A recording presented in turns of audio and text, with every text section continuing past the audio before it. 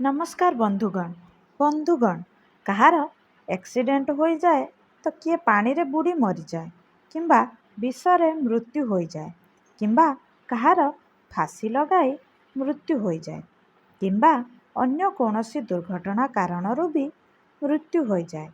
ତ ଏଥିରେ କେତେ ଲୋକ କହୁଥିବାର ଶୁଣିଥିବେ କି ସେଠାକୁ ଯଦି ନ ଯାଇଥାନ୍ତା ତାହେଲେ ତାର ମୃତ୍ୟୁ ହୋଇନଥାନ୍ତା, ଏହି ଖରାପ ଘଟଣା ଟଳି ଯାଇଥାନ୍ତା। ବନ୍ଧୁଗଣ, ଯାହା ନିଶ୍ଚିତ ତାହା ଆମ ସହିତ ହିଁ ନିଶ୍ଚୟ ହେବ। ଆପଣଙ୍କୁ କହିଦେଉଛୁ, ରାମଚରିତ ମାନସରେ ବାଲକାଣ୍ଡରେ କୁହାଯାଇଛି। ଆପଣମାନଙ୍କୁ ଗୋଟେ ଉଦାହରଣ ଦେଇକି ବୁଝେଇବା। ପ୍ରତାପଭାନୁ ନାମକ ଜଣେ ରାଜା ଶାସନ କରୁଥିଲେ। ଥରେ ତାଙ୍କ ଘରକୁ ବହୁତ ସନ୍ଥ ଆସିଲେ। ସେ ସମସ୍ତଙ୍କୁ ଭୋଜନ କରାଇଲେ। ଘରେ ତାଙ୍କର ଯେଉଁ ରୋଷେଇଆ ଥିଲା ସେ ଜଣେ ମାୟାବୀ ରାକ୍ଷସ ଥିଲା। ସେ ମାୟାବୀ ରାକ୍ଷସ ସବୁ ସନ୍ଥଙ୍କୁ ଏବଂ ବ୍ରାହ୍ମଣଙ୍କୁ ତାଙ୍କର ଥାଳିରେ ମାଂସ ପରଷିଦେଲା ଏବଂ ସନ୍ଥମାନେ ଏବଂ ବ୍ରାହ୍ମଣମାନେ ଦେଖିଲେ ଆମର ଥାଳିରେ ମାଂସ ଏବଂ ସେମାନେ ରାଜା ପ୍ରତାପଭାନୁଙ୍କୁ ଅଭିଶାପ ଦେଲେ କି ତୁ ସବୁଦିନ ପାଇଁ ରାକ୍ଷସ ବନିଯା। ଏବେ ରାଜା ପ୍ରତାପଭାନୁ ମନରେ ବିଚାର କଲେ କି ମୁଁ ଯଦି ସେମାନଙ୍କୁ ଭୋଜନ କରେଇବାକୁ ନ ନେଇଥାନ୍ତି ତାହେଲେ ମୋର ଏହି ଦୁର୍ଗତି ହୋଇନଥାନ୍ତା, ଏହି ଘଟଣା ମୋ ଉପରୁ ଟଳି ଯାଇଥାନ୍ତା। ରାଜା ପ୍ରତାପଭାନୁ ହିଁ ରାବଣ ବନିଗଲେ। ବନ୍ଧୁଗଣ, ରାମଚରିତ ମାନସରେ ଲେଖା ଅଛି କି ଯାହା ହେବାକୁ ଥିବ ତାହା ଆମ ସହିତ କିମ୍ବା ଆପଣଙ୍କ ସହିତ ହୋଇକି ହିଁ ରହିବ। ତାହା କୌଣସି ପ୍ରକାରରେ ଟଳି ନଥାଏ ଏବଂ ଯାହା ହେବାକୁ ନଥିବ ତାହା ଆମ ସହିତ କଦାପି ହେବ ନାହିଁ। ଯାହାର ମୃତ୍ୟୁ ଯେଉଁଠି ଲେଖା ହୋଇଛି, ଯେପରି ଲେଖା ହୋଇଛି ଏବଂ ଯେବେ ଲେଖା ହୋଇଛି ସେପରି ହିଁ ହୋଇଥାଏ। ତାହା ନିଜ ଘରେ ହେଉ କିମ୍ବା କୌଣସି ସଡ଼କ ଦୁର୍ଘଟଣା କାରଣରୁ କିମ୍ବା ନଦୀ ଜଳ କାରଣରୁ। ମହାଭାରତରେ ଭୀଷ୍ମ ପିତାମହ ମୃତ୍ୟୁ ଯେମିତି ଲେଖା ହୋଇଥିଲା ଠିକ୍ ସେମିତି ହିଁ ହୋଇଥିଲା। ତ ଯାହାର ମୃତ୍ୟୁ ଯେପରି ଲେଖା ହୋଇଥାଏ ତାହା ସେହିପରି ହୋଇଥାଏ। ସେହିପରି ଆମକୁ ଦୁଃଖ କରିବା ଉଚିତ ନୁହଁ।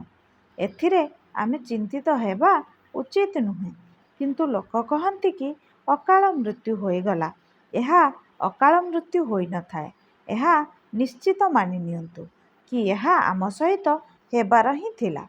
କିନ୍ତୁ ବନ୍ଧୁଗଣ, ଶାସ୍ତ୍ର କୁହେ କି ଯାହା ଶାଳଗ୍ରାମ ଏବଂ ଭଗବାନ ପ୍ରଭୁ ଲଡୁ ଗୋପାଳଙ୍କର ସ୍ନାନ ପରେ ଯାହା ପାଣି ବଞ୍ଚିଥାଏ ତାକୁ ଚରଣାମୃତ କୁହାଯାଏ। ଯିଏ ଭଗବାନଙ୍କର ପୂଜା କରେ ତାକୁ ପ୍ରଣାମ କରି ଚରଣାମୃତ କରିକି ଘରୁ ବାହାରେ ତାର କେବେ ବି ଅକାଳ ମୃତ୍ୟୁ ହୋଇନଥାଏ। ଆପଣଙ୍କୁ କହି ରଖୁଛୁ, ଅକାଳ ମୃତ୍ୟୁ ଅର୍ଥ ଏହା କି ଅଚାନକ ଦୁର୍ଘଟଣା ଏବଂ ପାଣିରେ ବୁଡ଼ିକି ମରିଯିବା, ତ ତାକୁ ଅକାଳ ମୃତ୍ୟୁ କୁହାଯାଏ। କିନ୍ତୁ ଶାସ୍ତ୍ର କୁହେ କି ଏହା ନିଶ୍ଚିତ ଅକାଳ ମୃତ୍ୟୁ ହୁଏ।